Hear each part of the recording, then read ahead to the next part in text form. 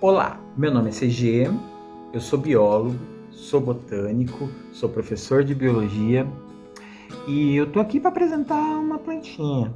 Essa aí que tá invadindo a câmera. Oi, tudo bem? Desapresento. Olá, eu sou a Celódia. Sim, essa é a Celódia. Bonita, colorida. Aliás, é a primeira planta com cor que eu trago aqui para vocês, né? É porque eu não sou chegado muito em flores, eu prefiro folhagens.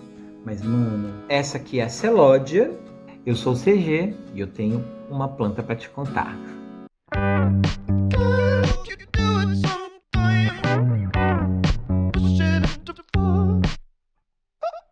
Como sempre, vamos começar pelo básico. E começar pelo básico seria o quê?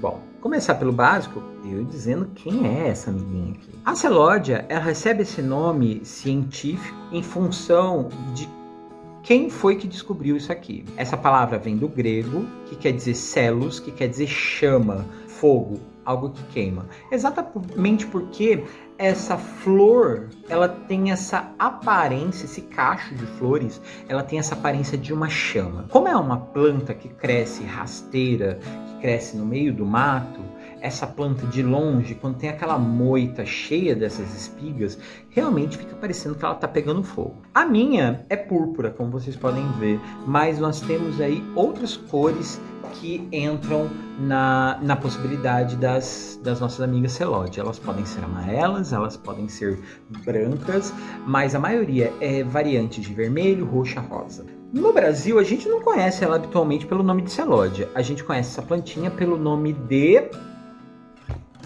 crista de galo. Essa minha não é bem uma crista de galo, né? Essa aqui, na verdade, ela parece assim, essa pluminha, né? Essa peninha aqui. Mas existe uma versão desta planta que realmente a flor parece uma crista de um galo, tá? Na Espanha, né, em Portugal, ela é conhecida como crista de galo. No México, ela é conhecida como flor de veludo, exatamente porque cada florzinha dela parece o tecido do veludo, né? Até a cor, eu me lembro de já ter tido uma blusa de veludo. Mas voltando aqui ao que me interessa. Essa planta, ela é reconhecida como uma planta africana, mas se tem registro do uso dela e do cultivo dela da África até a Índia, o que significa que muita gente, mas muita gente se interessa por ela. A grande graça dessa planta é que ela cresce aonde você bota. É igual uma praga. Aliás, em alguns países isso aqui é uma praga, tá? Você bota lá, não há o que estrague. Ela simplesmente germina onde coloca.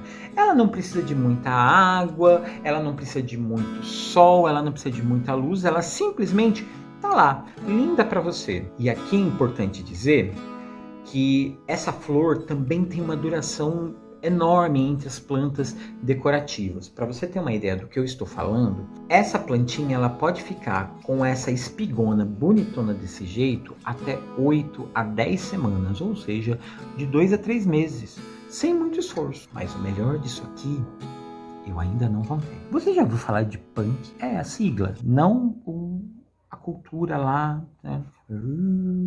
Punk com A. PANC. As punk seriam plantas alimentícias não convencionais, ou seja, plantas que dão para comer, mas que quando você olha,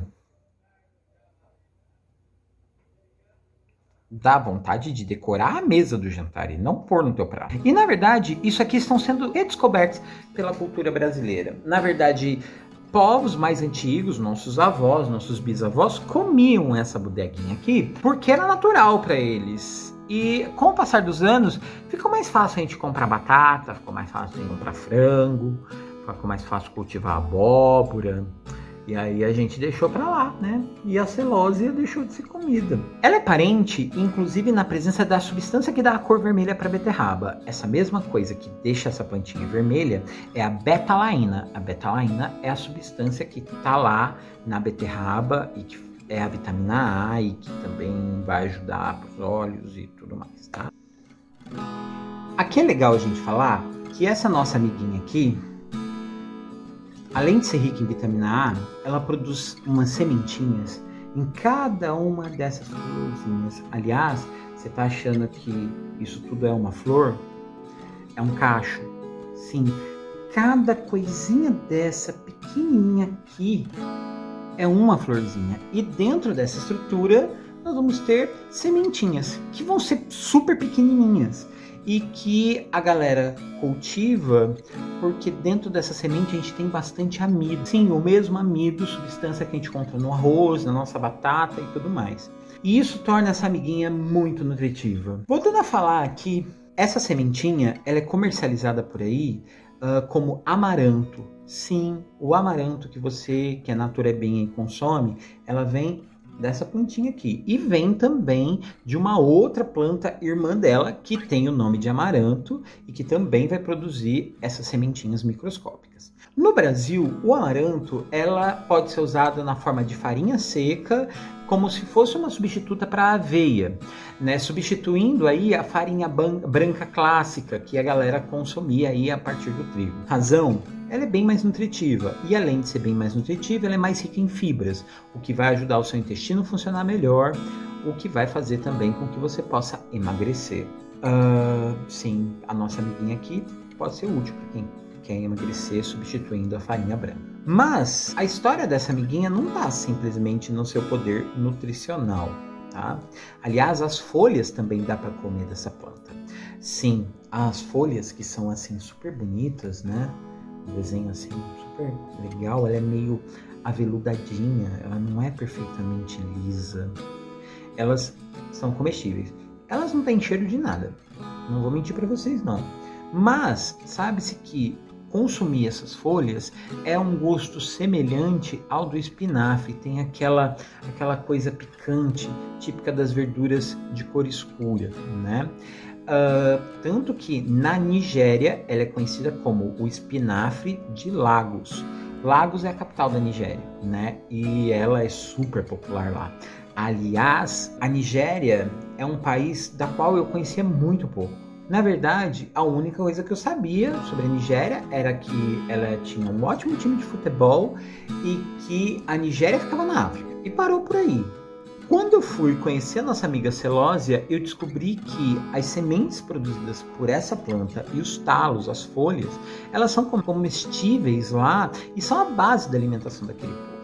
Lá essa planta é chamada de sokoyokotô. Sokoyokotô, ela vai fazer uma farinha e essa farinha vira uma pasta que pode ser consumida assim como nós consumimos aqui no lugar do nosso arroz, do nosso feijão, da maior parte dos grãos que a gente tem disponível.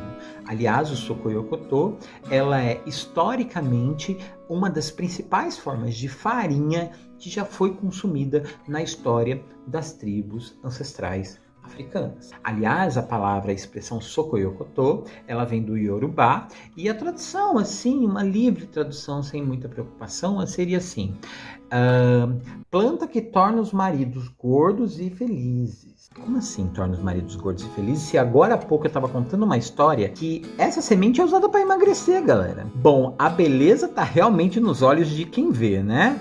Vamos nos lembrar de um detalhe bem simples. Aqui, na visão ocidental, na visão branca, americana ou a visão europeia, para que um homem ou uma mulher seja bonito, ele tem que ser o quê?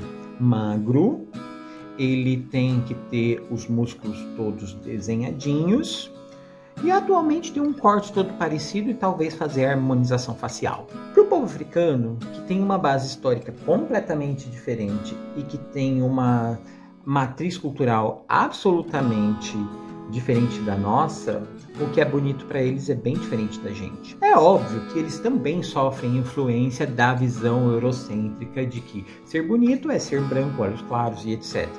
Mas em alguns povos mais restritos e que sofreram menos dessa influência, as visões e os conceitos a respeito sobre o que é belo, o que é ser bonito, é completamente diferente. Em algumas tribos africanas, consumir esse alimento em grande quantidade antes do casamento vai te tornar bonito e saudável para aparecer nas fotos. Sim, para eles, quanto mais você parecer rechonchudinho, fofinho e gordinho, mais bonito você é. E esse conceito de que a saúde está em você ser obeso, sim, inclusive lá existe na Nigéria, e eu posso colocar aqui na base aí uma reportagem da BBC contando a respeito disso, de que existem sim spas de engorda, sim, para fazer os caras e as mulheres engordarem, para parecerem mais saudáveis e ficarem mais atraentes. E aonde entra o Sokoyokotô? O Sokoyokotô vai ser a farinha da semente desse negócio, que vai ser rico em amido, e amido, se você não faz exercício físico para acompanhar, adivinha? Excesso de peso.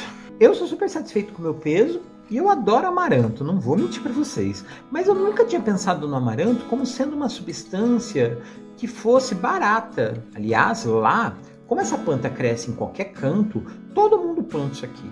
Todo mundo produz sementes e todo mundo consome muitas vezes a própria semente da celose, a sua própria Sokoyokotô, que faz com que essa seja uma alimentação barata, acessível e que, além de tudo, além de nutritiva, vai te engordar. Aqui nós estamos falando de uma planta que reverte e é exatamente o avesso dos nossos conceitos sobre o que é belo e os nossos conceitos sobre o que é saudável. Para cá, quem tem uma visão eurocêntrica, branca, você ser bonito é você ser magro. Visão essa que vem aí de uma cultura ocidental que sofreu influência da sua história, da sua cultura. Lá nesses povos africanos, essa amiguinha aqui é responsável por fazer as pessoas engordarem.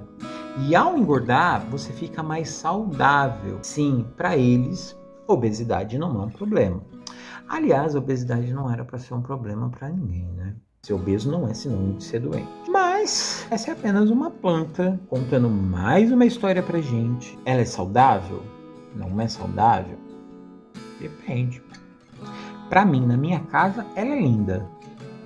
Pra mim, ela é gostosa. A gente tem que cozinhar as folhas, tem que preferir as folhas mais jovens, porque essa picância dela vem de uma outra substância que a gente já comentou aqui. Uma substância venenosa, inclusive, que está no vídeo da Comigo Ninguém Pode. Comigo Ninguém Pode, a gente não pode comer porque tem altos níveis de oxalato de cálcio, que podem matar uma pessoa. E o oxalato de cálcio vai aparecer também em níveis bem mais baixos, e principalmente nas folhas mais adultas. Então, essas folhas maiores que estão aqui na parte de baixo, elas são mais ricas em oxalato de cálcio.